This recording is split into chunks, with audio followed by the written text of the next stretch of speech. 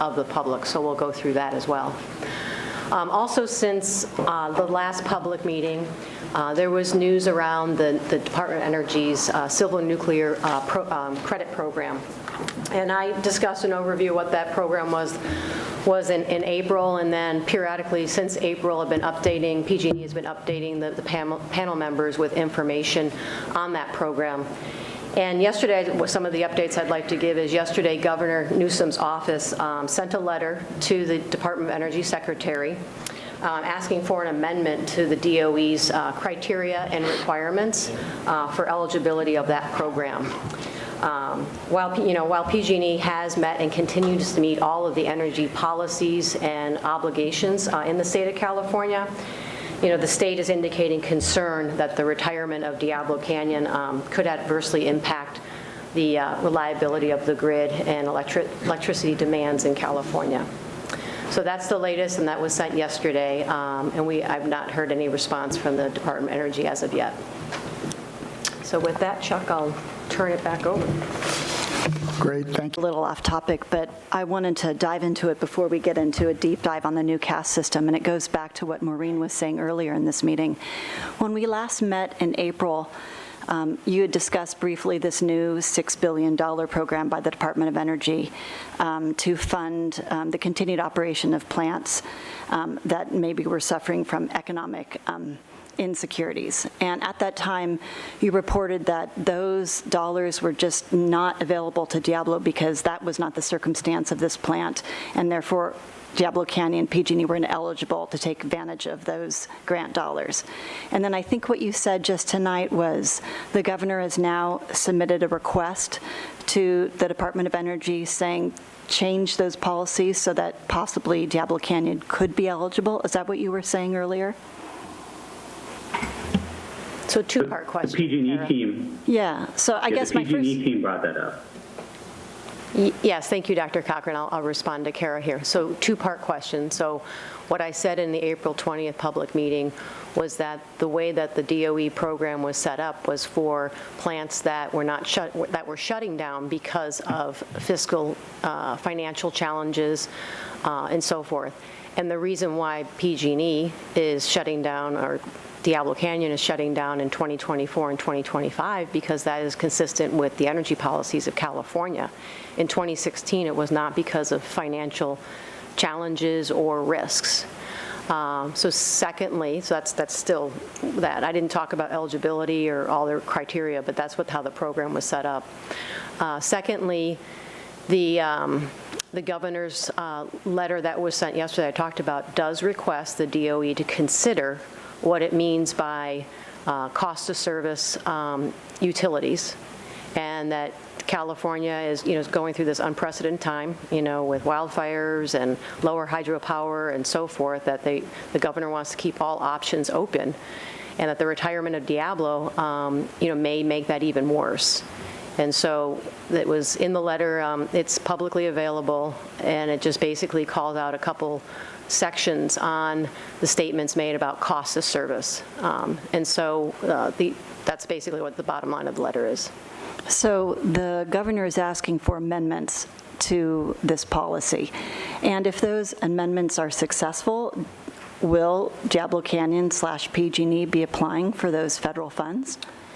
If eligible, PG&E will consider applying for those funds, since this action would help the state by preserving federal funding, if the governor would want to choose that option. And I think the deadline for that is sometime in early July. Correct. So last week, Edison Electric Institute and the Nuclear Energy Institute, on behalf of the U.S. nuclear industry, sent a letter to the Secretary of Department of Energy asking for an extension. They got a 47-day extension to July 5th.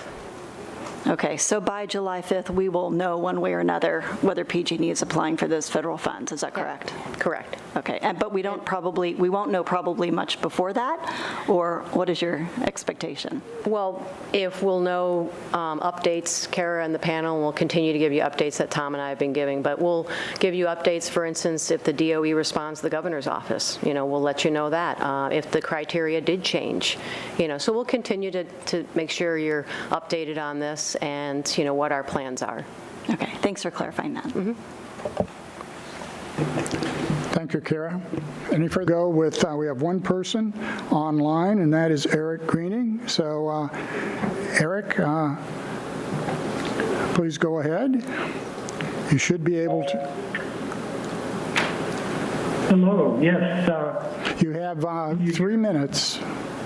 Please state your name, your residence, and any affiliation also. I'm Eric Greening. I live in the North County. I'm hearing feedback. Are you hearing feedback? Okay, it's maybe gone now. That's good. Can you hear me? Yes, we can hear you. Can you? Oh, good, good. Okay, relative to the revelation I think I just heard, that if the criteria were changed, PG&E might consider applying for the funds that would enable continued operation. If that is what I heard, then my question is, would PG&E continue working with the county on its application for decommissioning based on the assumption that it would ultimately decommission, whether or not it received the funds and whether or not it extended its license, with obviously some major changes having to be worked into the process and into the environmental review.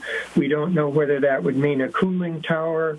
We would imagine it would have to mean a larger pad for the ISPC. There's all sorts of things that haven't been thought out with an extended time scale.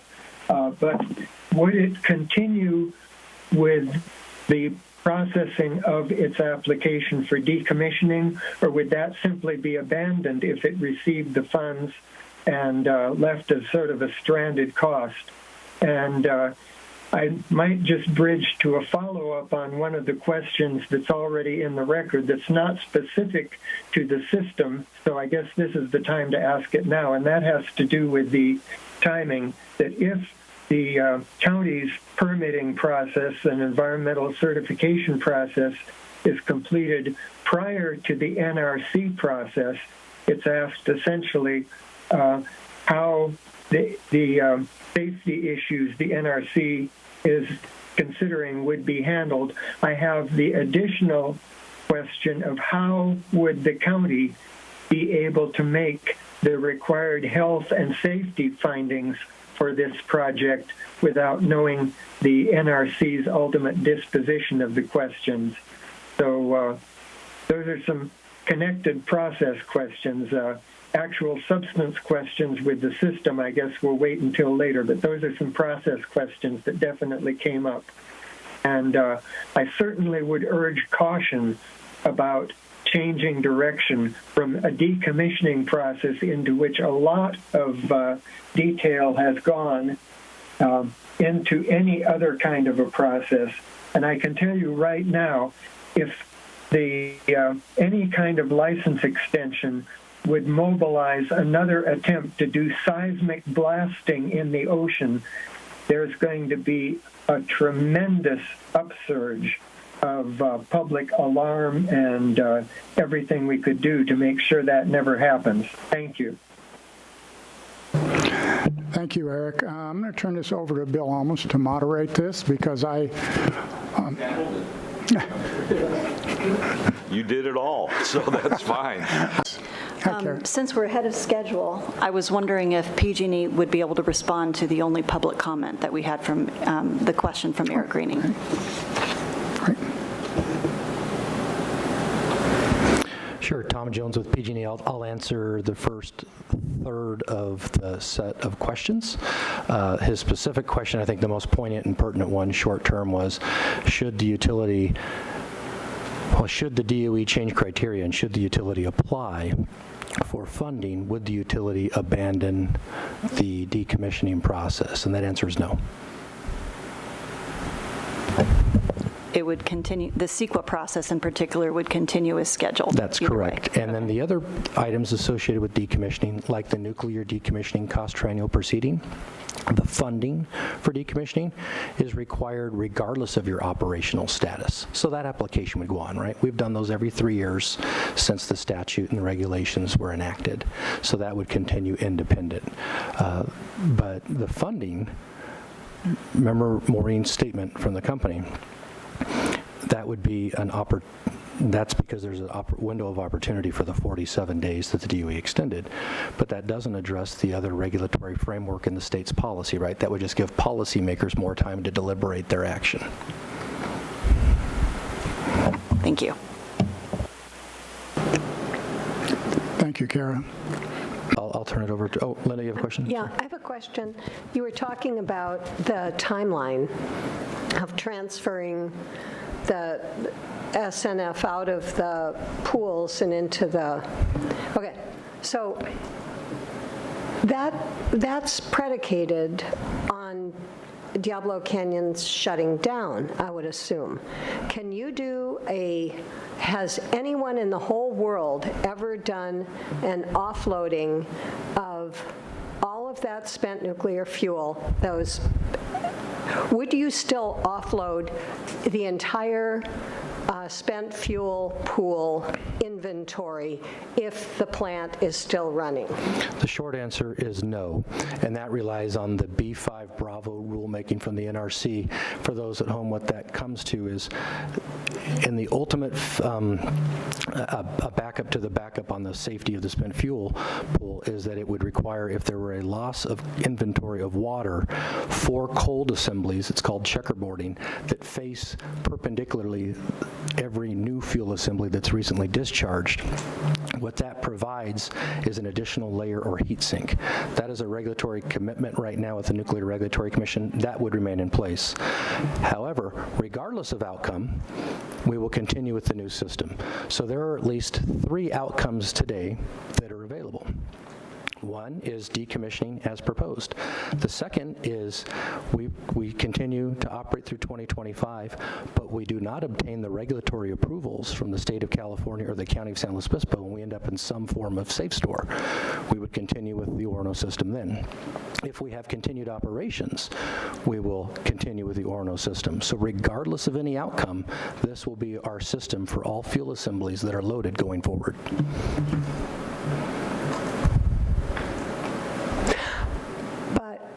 You haven't unloaded any fuel.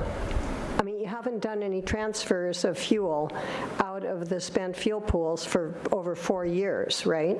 Correct.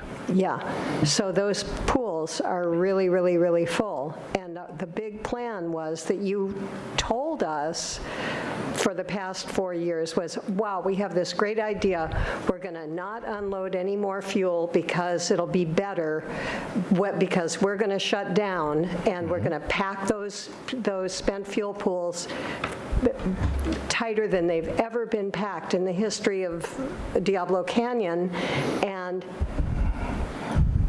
so what are you going to do if you start, I mean, if the plant keeps on running, what are you going to do? How are you going to manage this? What, do you change your, I mean. We would clearly have to make dozens of adjustments to operations and including fuel management, absolutely. So it would change the amount of fuel we load at any given time, and we would have to schedule new refueling outages as well. But that's all speculation, and again, the state policies haven't changed. So until there is a change, we're aware of some scenario planning, but this system serves any outcome for us right now. Okay, thank you. I'm Eric Greening, and first I share both Marty Brown's observations and her question. Relative to the timing of removing the elements from the pool, I think the reason to do it sooner rather than later, to the extent it can be done safely, is because the potential for a catastrophic emptying of the water from the pool and what would result from that is much more massive in terms of potential harm and spread of harm in distance than something happening once it is in the solid canisters and in the storage that's been explained by Urano. My big question now, thank you for the answer. I think it was Tom Jones that answered the question relative to the county process in the event that they went for a license extension. My other question relative to process is, if they went for a license extension, which I am not recommending, it opens all sorts of cans of worms, what would happen to the NRC process relative to the canisters? It's obvious that the current plan is to allow the fuel elements to continue to be loaded and function until the end of the license, and then begin to unload them. And any license extension would mean some huge changes in all of that. Would the present NRC process be halted and restarted? Would it somehow be modified in the process of continuing? What would happen to the NRC process relative to the high-level waste handling in the event that PG&E tried to secure a license extension? Thank you very much, and it's been a very informative evening. Thank you, Eric. We will address questions after all. Thank you. And I think moving to Eric Greening's question, it was about process. If PG&E did go for a license extension, what would happen to the NRC process relative to the canisters? Would the process stop? Would it be modified? There would be no change to the licensing process for the storage system. Okay, thank you. And then